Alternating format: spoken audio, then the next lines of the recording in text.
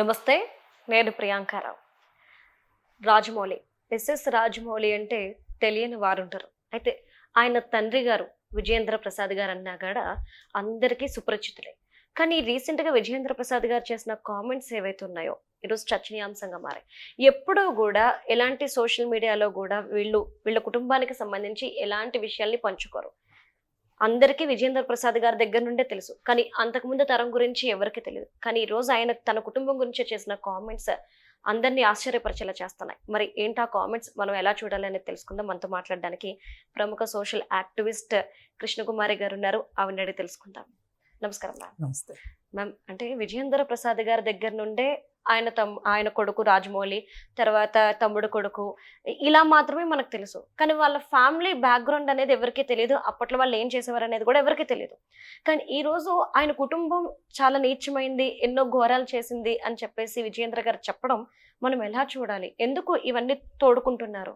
ఇప్పుడు మన దేశంలో హ్మ్. వర్ణ వ్యవస్థ ఉంది. అంటే కుల వ్యవస్థ. అవును. అయితే ఈ కుల వ్యవస్థ చేసే వృత్తి ఆధారంగా వచ్చింది అనేది ఒక వాదన. ఇంకొక వాదన మనువాద సిద్ధాంతం ప్రకారం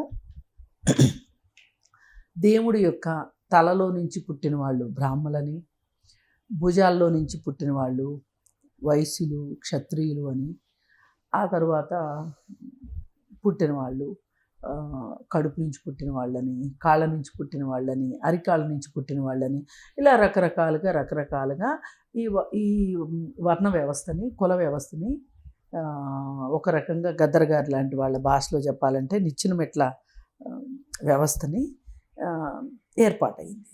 దాని ప్రకారం ఏంటి అంటే ఈ పాదాల నుంచి పుట్టిన వాళ్ళని అస్పృశ్యులు అని, వారు చాలా నీచమైన పనులు చేస్తారు అని, వాళ్ళు చదువుకోవడానికి అర్హులు కాదు అని, వేదాలు లాంటివి వినకూడదు అని, మాట్లాడకూడదు అని, అసలు చదువుకోవడానికి పనికిరారని ఇలా ఉన్నాయి.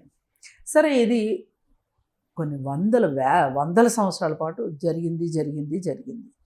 ఎప్పుడైతే మనకి ఒక 200-300 సంవత్సరాల నుంచి నాగరికత అభివృద్ధి చెందటం, అలాగే వేరే దేశాల వాళ్ళు మన దేశం మీద దండయాత్రలు చేసి, ముస్లింలు కావచ్చు, ఇరానియన్స్ కావచ్చు, పర్షియన్స్ కావచ్చు, అలాగే ఆ తర్వాత ఆంగ్లేయులు కావచ్చు, అంతకుముందు డచ్ వాళ్ళు కావచ్చు, పోర్చుగీస్ వాళ్ళు కావచ్చు, ఇలా ఎన్నో వేరే దేశాల యొక్క ఆధిపత్యాలకి మన దేశం గురయింది. ఈ గురైన క్రమంలో ఏం జరిగింది అంటే అక్కడి నుంచి ఇక్కడికి అధికారుల పేరుతోనో, లేకపోతే చర్చిలు వచ్చిన కారణంగానో, ముస్లిం మతం వచ్చిన కారణంగానో ఈ వర్ణ వ్యవస్థ ప్రశ్నించబడింది. ఈ ప్రశ్నించబడినప్పుడు అలా ఇంకా మరీ మాట్లాడుకుంటే ఆంగ్లేయులు వచ్చిన తర్వాత ఈ ప్రశ్న ఎక్కువైంది. ఎక్కువ మంది ప్రపంచంలో వేరే దేశాలు వెళ్ళి చదువుకొని రావడం మొదలైంది. అగ్రకులం వాళ్ళ పిల్లలు కూడా, బ్రాహ్మలు, వైశ్యులు, క్షత్రియులు, ఇట్లాంటి వాళ్ళ పిల్లలు కూడా వేరే దేశాలు వెళ్ళి చదువుకుని రావడం. వీళ్ళు వేరే దేశం వెళ్ళినప్పుడు వేరే దేశంలో ఇలాంటి పరిస్థితులు లేవు, ఇంత దారుణమైన పరిస్థితులు లేవు. వాళ్ళు ఇలా ఉండటం కరెక్ట్ కాదు కదా. మొదలే కుల వ్యవస్థను ప్రశ్నించినప్పటికీ కూడా దురాచారాలను ప్రశ్నించడం మొదలైంది. అంటే బాల్య వివాహాలను ప్రశ్నించటం, సతీ సహగమనాన్ని ప్రశ్నించటం, ఇట్లా ప్రశ్నిస్తూ వచ్చారు. అదే సందర్భంలో మనకి ఈ స్వాతంత్ర పోరాటం కూడా మొదలైంది.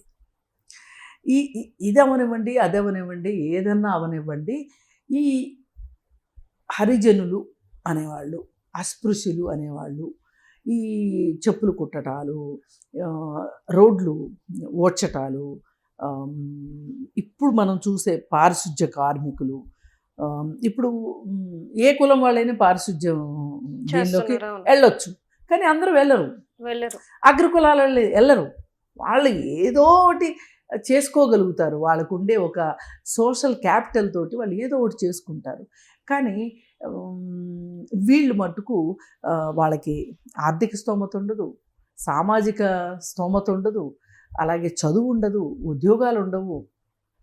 ఇవన్నీ లేకపోయేసరికి ఏమవుతుంది, తరతరాలుగా వాళ్ళు పీడించబడుతూనే వచ్చారు. వాళ్ళు పని చేయడమే, వాళ్ళు చేసిన పనికి తగ్గ డబ్బులు అడిగే తెలివితేటలు కానీ స్వాతంత్రం కానీ లేకుండా కొన్ని తరాలు గడిచిపోయినాయి వాళ్ళకి.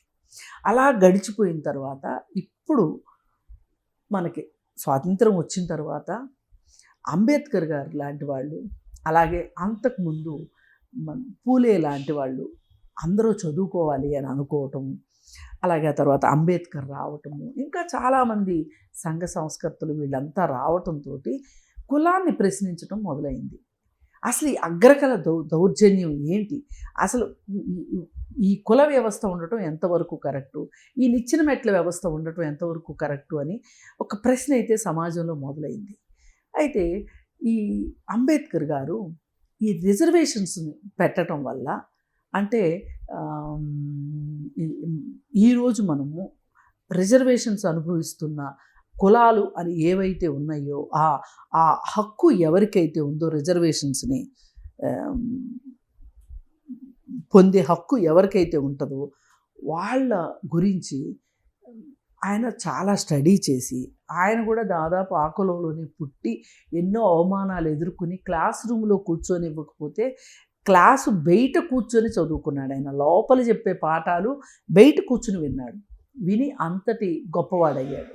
అలాగే గాంధీ గారు వేరే దేశంలో దక్షిణాఫ్రికా వెళ్ళినప్పుడు అక్కడ జాత్యాహంకారం గురించి ఆయనకు మొదటిసారిగా తెలియటం, ఆ తర్వాత ఇండియా వచ్చిన తర్వాత అంటే వీళ్ళందరికీ ఏంటి అంటే ఒక ప్రపంచం చూసిన తర్వాత ఒక జ్ఞానం అనేది వచ్చింది.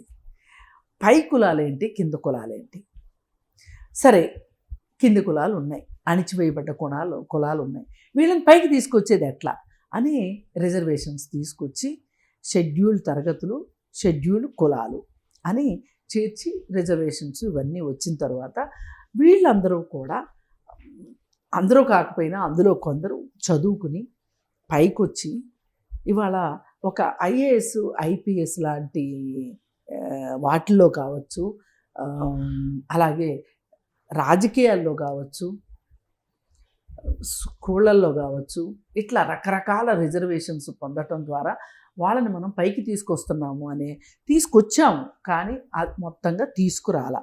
ఇలా పైకి ఈ రిజర్వేషన్స్ ద్వారా పైకి వచ్చిన వాళ్ళు ఎవరైతే ఉన్నారో, పెద్ద పెద్ద ఉద్యోగస్తులు అయిన వాళ్ళు, వీళ్ళల్లో వాళ్ళు కొంతమంది ఒక సంఘంగా ఏర్పడి అంబేద్కర్ గారి భార్య పేరుతోటి అవార్డ్స్ ఇచ్చే, అంటే ఈ కుల వ్యవస్థకి, వర్ణ వ్యవస్థకి, వీటికి వ్యతిరేకంగా పోరాడుతున్న వాళ్ళు కావచ్చు, అది అగ్రకులాల్లో వాళ్ళు పోరాడినా, అణిచివేయబడ్డ కులాల్లో వాళ్ళు పోరాడిన వాళ్ళు అయినప్పటికీ కూడా ఎవరైనా సరే అలా పోరాడిన వాళ్ళకి కొంతమందికి అవార్డులు ఇచ్చే ఫంక్షన్ ఒకటి జరిగింది ఈ మధ్య.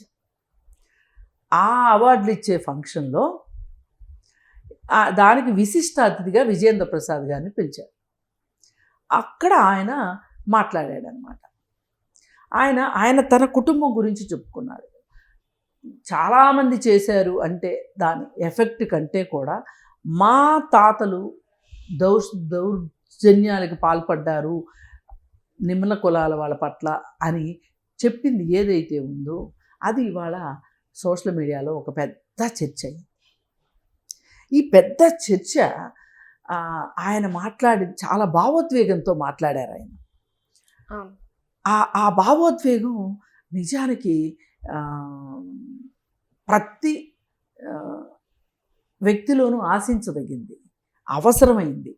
ఈ భావోద్వేగం కావాలి. ఇప్పుడు నా తాత చేసిన దానికి మీరు నన్నంటే ఎలా అని ప్రశ్నించేదానికి, మా తాత చేశారు, మా తాత ఆస్తులు మేము అనుభవించినప్పుడు వాళ్ళ దౌర్జన్యాలకు కూడా మేము బాధ్యత వహించాలి కదా అని చెప్పి ఆయన మాట్లాడిన లాజిక్ ఉంది చూసారా, చాలా చాలా గొప్ప. అంటే మేడం మీరు గొప్పదే అంటున్నారు, క్షమాపణ కోరారు, ఇది నిజంగా హర్షించదగ్గ విషయం. అంతటి మనిషిని చూసి 10 మంది మారుతారు.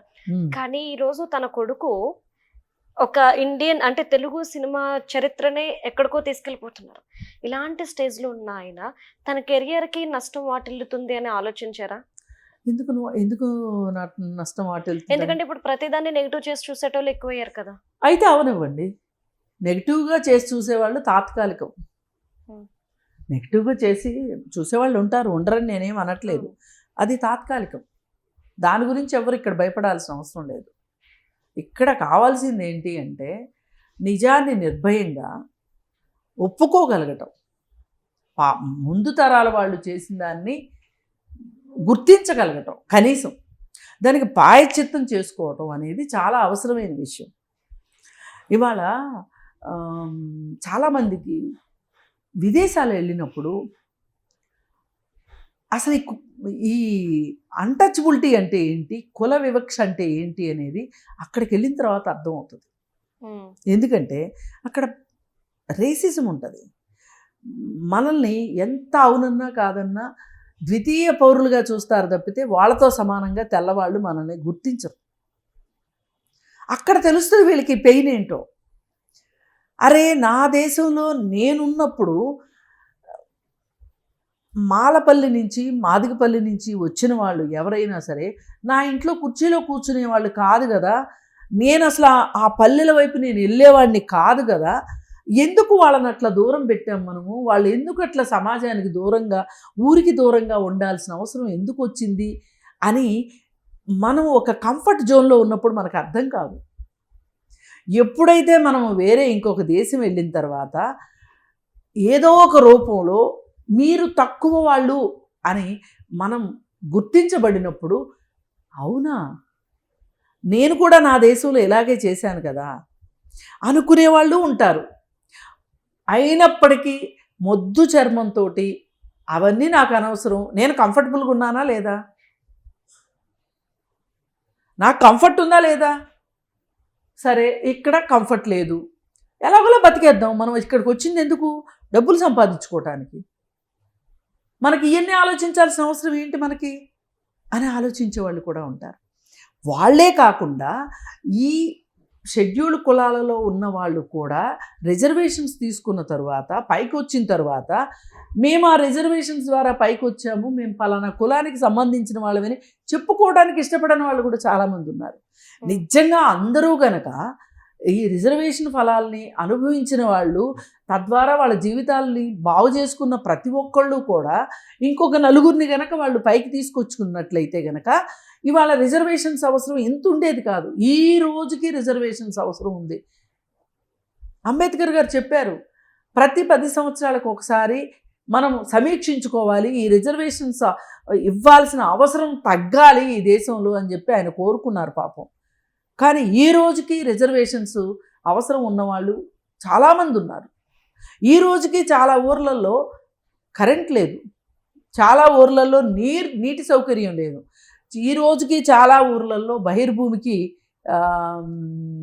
వెళ్ళాలి అంటే వాళ్ళ ఇళ్లలో ల్యాబొరేటరీ సౌకర్యం ఉన్నవాళ్ళు లేరు. ఇంకా అందరికీ ఇంకా ఈ సౌకర్యాలు అందలేదు. ఈ రోజుకి ఇంకా ఇప్పటికీ నిరక్షరాస్యత ఉంది. ఏ కులాల్లో ఉంది నిరక్షరాస్యత? ఈరోజు ఏదైతే షెడ్యూల్ కులాలుగా చెప్పబడుతున్నామో ఆ కులాల్లోనే నిరక్షరాస్యత ఉంది ఈ రోజుకి. ఇంకా 75-78 సంవత్సరాలు అయిపోయింది మనకు స్వాతంత్రం వచ్చి, ఈ రోజుకి అదే పరిస్థితి ఉంది అంటే ఏమనుకోవాలి? అంటే అధికారం వాళ్ళ చేతిలోకి ఇంకా వెళ్ళలా. అసలు అధికారం అంటే ఏంటో తెలియని వాళ్ళు, అది ఎలా ఉంటుందో చూద్దాం అనుకునే వాళ్ళు ఇంకా చాలామంది ఉన్నారు ఈ దేశంలో. ఈ పరిస్థితుల్లో ఇలాంటి ఒక మాట రావటం విజయేంద్ర ప్రసాద్ గారి దగ్గర నుంచి ఇది చాలా ఆనందదాయకమైన విషయం. ఆయన్ని విశిష్ట అతిథిగా పిలిచినప్పుడు నేను కొంచెం యాక్చువల్గా ఇన్విటేషన్ నాకు కూడా వచ్చింది, నేను వెళ్ళాల్సి ఉండింది. ఆ రోజు ఆరోగ్యం బాగలేక వెళ్ళలేదు. అయితే ఆ రోజు పిలిస్తే ఎందుకబ్బా పిలిచారు అని నేను మనసులో అనుకున్న మాట వాస్తవం. నిర్వాహకులు కూడా నాకు బాగా కావాల్సిన వాళ్ళు. కానీ సరే పిలిచారు అంటే ఏదో రీజన్ ఉంటేనే పిలుస్తారు, లేకపోతే వాళ్ళే అంత అమాయకులు కాదు కదా. కానీ ఈయన వచ్చి ఈ విధమైన మాటలు మాట్లాడటం అనేది నిజంగా ఆయన ఆ విశిష్ట అతిథిగా పిలవటానికి ఆయన పూర్తి అర్హుడు అనిపించింది.